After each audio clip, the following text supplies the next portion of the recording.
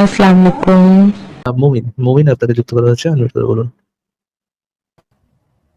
Hello, আমাকে শুনতে পাচ্ছেন? জি, শুনতে পাচ্ছি ভাই, বলুন। যুক্ত হওয়ার জন্য ধন্যবাদ ভাই। আমার প্রশ্নটা যুক্ত হচ্ছে হওয়ার জন্য ধন্যবাদ। আচ্ছা, থ্যাংক ইউ। আপনার লাইভে আমাকে যুক্ত করার জন্য ধন্যবাদ ভাই, বলুন। হ্যাঁ, আপনার লাইভে আমাকে যুক্ত করার জন্য ধন্যবাদ। প্রশ্নটা হচ্ছে আপনি মনে হয় বলছেন যে যুক্ত হওয়ার জন্য ধন্যবাদ আরকি। না। আমি কি ভুল আচ্ছা, যুক্ত করার জন্য ধন্যবাদ বলছেন। আচ্ছা, ঠিক আছে। সরি, আমি মনে হয় ভুল শুনছি। বলুন ভাই। প্রশ্নটা হচ্ছে আস্তিকদের পক্ষ থেকে যে যুক্তিগুলো দেওয়া হয়, বিশেষ করে আপনার ওই যে কালাম কসমোলজিক্যাল আর্গুমেন্ট, তারপরে এই ধরনের আরো ২-৩ টা যে জি। আর্গুমেন্ট আছে, ওগুলোর মধ্যে কি অসঙ্গতি আছে? কি কারণে আপনারা মানে এগুলা ডিনাই করেন? আচ্ছা, মুমিন ভাই, আজকে তো হচ্ছে পার্টিকুলারলি আমরা দাসীদের সাথে সঙ্গম করার সময় তাদের নিতে হবে কিনা, তাদের অনুমতি নিতে হবে কিনা, নাকি তাদেরকে ধর্ষণ করা যাবে, এই বিষয়টাতে আমরা কথা বলতেছিলাম। এই বিষয়ে কি আপনার কিছু বলার আছে? এই বিষয়ে হ্যাঁ, আপনারা যে রেফারেন্স দেখান যে মাঝে মধ্যে বাজারে বিক্রি করার ব্যাপারে, যে দাসীদেরকে বাজারে বিক্রি করার নাকি ওই যে টিপে দেখতে পারবে। ওইটার কি সহি রেফারেন্স দেখান নাকি মানে সহি রেফারেন্স আছে ওইটার? আচ্ছা, ওইটাও অ্যাকচুয়ালি আলোচনার অংশ না আছে। আলোচনার অংশটা হচ্ছে যখন আপনি দাসীদের সাথে যৌন সঙ্গম করবেন, তার অনুমতি নিতে হবে কিনা, এটা হচ্ছে আজকের আলোচনার অংশটা আরকি। এই বিষয়ে কি আপনার কিছু বলার আছে? এই বিষয়ে আমি যে মানে আমার ব্যক্তিগত যেটা আমি জানতে চাই আরকি, সহি কোনো রেফারেন্স সরি? থাকলে হয়তোবা মানে আমি ওইটাকে আমি ধরেন আপনি যদি সহি রেফারেন্স দেখান তাহলে আমি বলব যে না আপনি ঠিক আছেন। বা তারা যদি সহি রেফারেন্স দেখাইতে পারে তা বুঝি নাই ভাই, বুঝি নাই। এটাকে কি নিতে হবে যে দাসীদের সাথে যৌন সঙ্গমের আগে দাসীদের কনসেন্ট নিতে হবে? এরকম কি কোনো আপনি কি এরকম কোনো ভিউ রাখেন যে দাসীদের ধর্ষণ করা যাবে না? তাদের সাথে যৌন সঙ্গমের আগে কোনো একটা তাদের অনুমতি নিতে হবে। এরকম কি কোনো রেফারেন্স আছে আপনার কাছে? না, এরকম স্পষ্ট রেফারেন্স নাই যে অনুমতি নিতে হবে বা নিতে হবে না, এরকমের কোরআন হাদিসে আমি পাই নাই। আচ্ছা। আপনি যদি আচ্ছা, ফারাজ ভাই, জিনিসটা একটু জি। মুমিন ভাইয়ের সাথে একটু কথা বলি। মুমিন ভাই, অফ কোর্স। ওই দাসীদের যে টিপা যে দেখা যাবো, এটা হচ্ছে আশরাফুল হিদায়া গ্রন্থ। হ্যাঁ, এটা একটা ফিকহি গ্রন্থ। এখান থেকে অনেক ফিকহি কথাবার্তা। আপনাদের যে মুশফিক মিনার, সেই হিদায়া গ্রন্থ থেকে অনেক রেফারেন্স আপনাদের দেখাইছে। তখন কি আপনারা জিজ্ঞেস করছিলেন যে এগুলো সহি দলিল কিনা? সহি বলতে আপনি কি বুঝান? সহি হচ্ছে হাদিসের কথা বলতেছেন?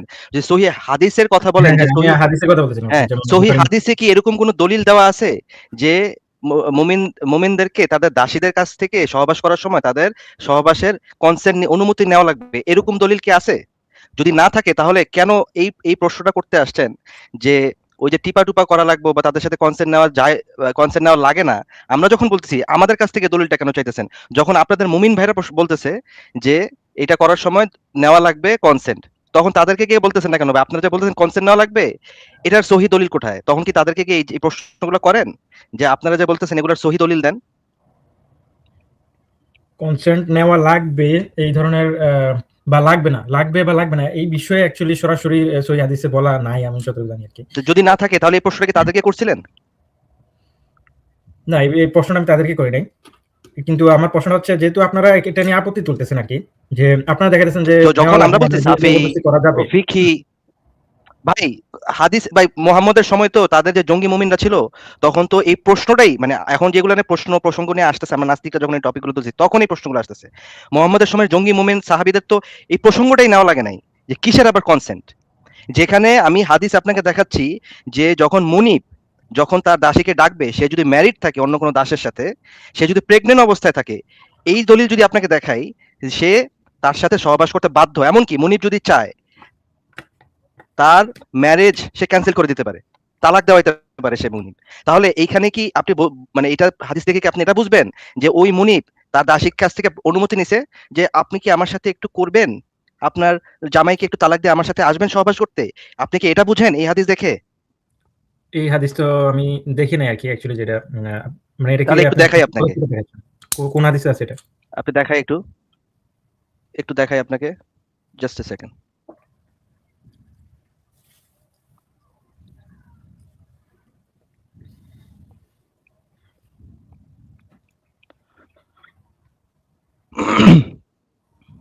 আচ্ছা,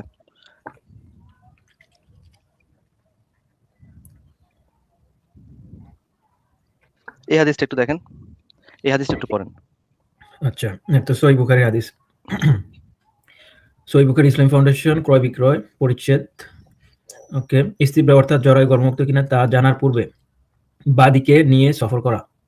হাসান বসরি রহমতুল্লাহ আলাইহি তাকে চুম্বন করা বা তার সাথে মিলামেশা করায় কোনো দোষ মনে করেন না। ইবনে উমর রাদিয়াল্লাহু আনহু বলেন, সহবাসকৃত দাসীকে দান বা বিক্রি বা আজাদ করলে এক হায়েজ পর্যন্ত তার জরায়ু মুক্ত কিনা দেখতে হবে। কুমারীর বেলায় ইস্তিবরার প্রয়োজন নেই। আতা রহমতুল্লাহ আলাইহি বলেন, অপর কর্তৃক গর্ভবতী নিজ দাসীকে যৌনাঙ্গ ব্যতীত ভোগ করতে পারবে। মহান আল্লাহ তাআলার এখানে কি বলতেছে ভাই? অপর কর্তৃক। একটু ভাই, মুমিন ভাই, এখানে লেখা কি? অপর কর্তৃক গর্ভবতী, তাই না? মানে আরেকজনের দ্বারা সে গর্ভবতী হয়েছে দাসীটা। হ্যাঁ, আরেকজন দ্বারা গর্ভবতী নিজ দাসীকে যৌনাঙ্গ ব্যতীত সে ভোগ করতে পারবে, তাই না? এটাই তো মানে সে অলরেডি আরেকজন দ্বারা প্রেগনেন্ট। এখন এখন মুমিন কি করবে? সে তাকে দাসীকে সে ভোগ করতে পারবে প্রেগনেন্ট থাকা অবস্থায়ও। আচ্ছা, আচ্ছা, আচ্ছা। আরেকটা দেখাই। মানে যৌনাঙ্গ বাদে কি ভোগ করবে মানে বুঝতেছি না। হ্যাঁ, ওইখানে ইউজ করবে। আচ্ছা, এটাও দেখেন সহিহ বুখারী তাওহীদ।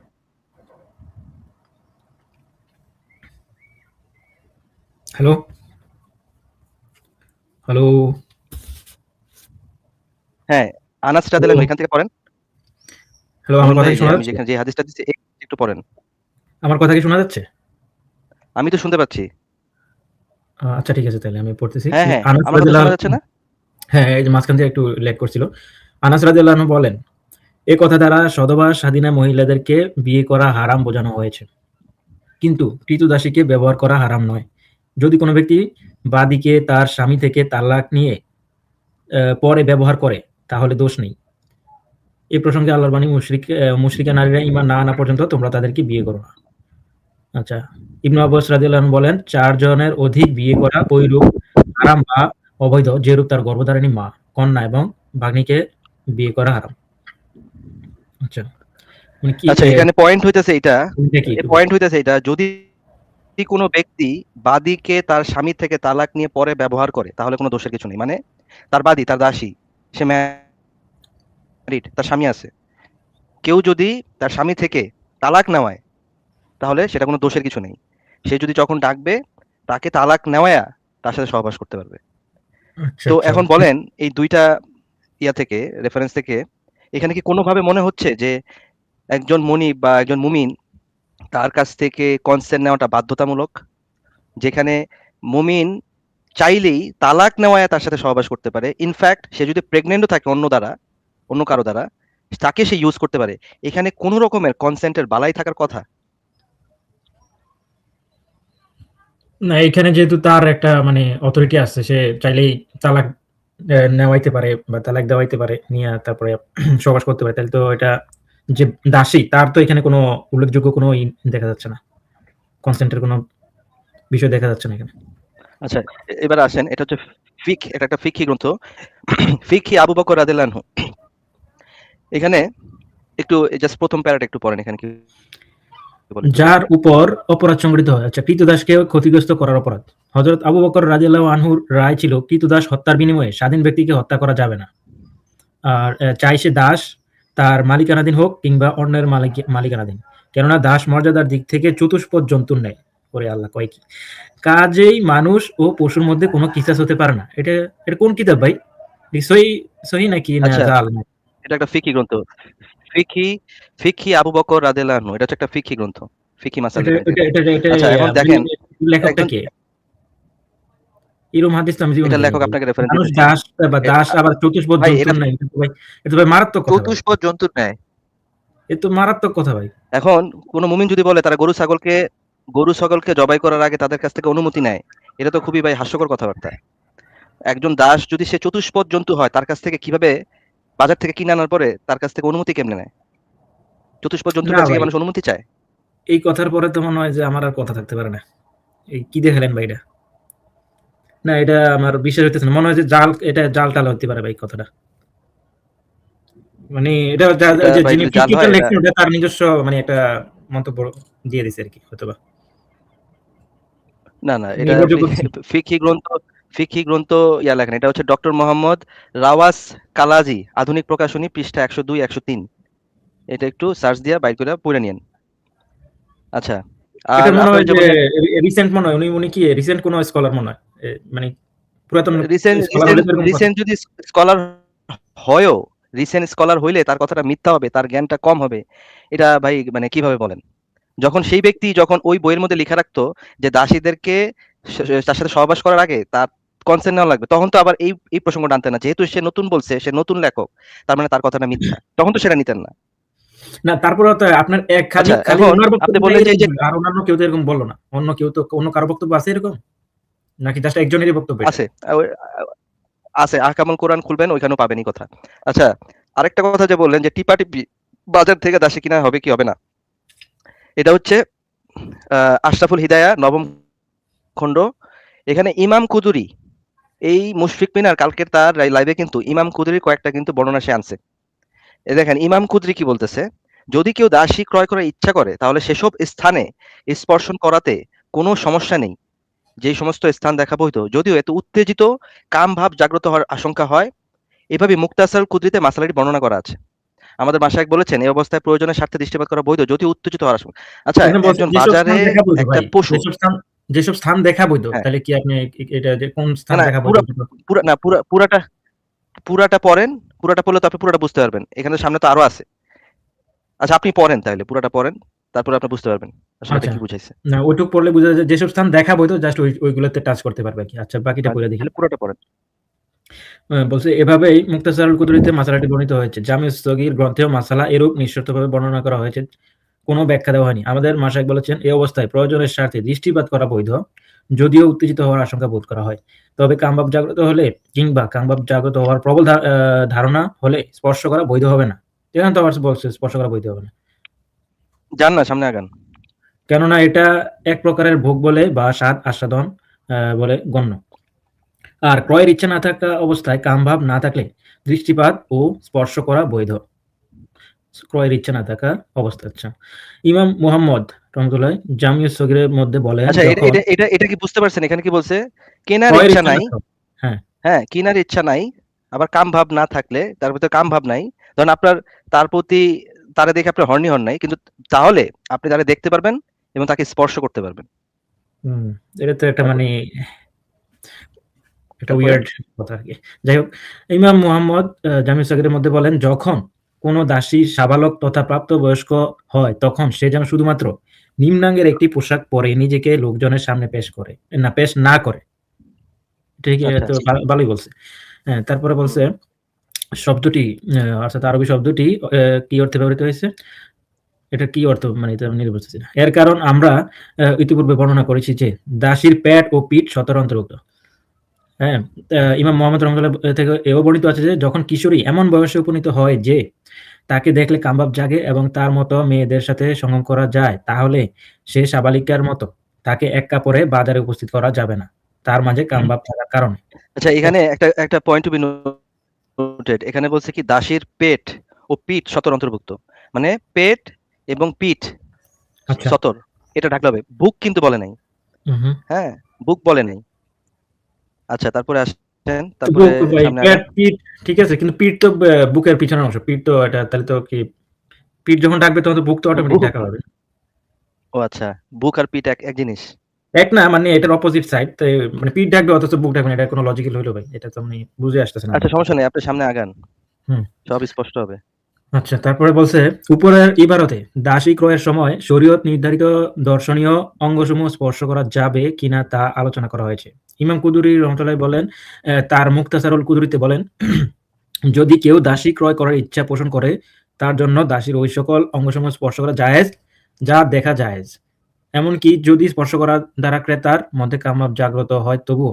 এটা তো পড়লাম মনে হচ্ছে একবার, উপরে তো সেম কথাই পড়লাম মনে হয়। ধরেন আপনার পিঠ আর আর কি পেট, এইটা হচ্ছে আপনার সতর। এই সতরের বাইরে যে অঙ্গগুলা কি আছে, নিম্নাঙ্গ আছে, আপনার বুক আছে। তো নিম্নাঙ্গে যদি কেউ হাত দেয় কাম ভাব সহকারে, তাতে কোনো সমস্যা নেই অ্যাকর্ডিং টু ইমাম কুদুরি, তাই না? না, না তাই না। মানে এখানে এখানে, কোথায় লেখা আছে যে নিম্নাঙ্গে হাত দিতে পারবে? আরে কোথায় ভাই লেখা? এখানে কি বলছে? এখানে সতর বলছে পিঠ, দাসী ক্রয় করার পিঠ, হ্যাঁ, ইচ্ছা পেট পোষণ আর করা, পিঠ। তার জন্য দাসীর ওই সকল, আরে ভাই একটু শেষ করি, ওই সকল অঙ্গসমূহ স্পর্শ করা জায়েজ যা দেখা জায়েজ। কোনগুলা? সতরের অংশ। সতর কি? পেট আর হচ্ছে পিঠ।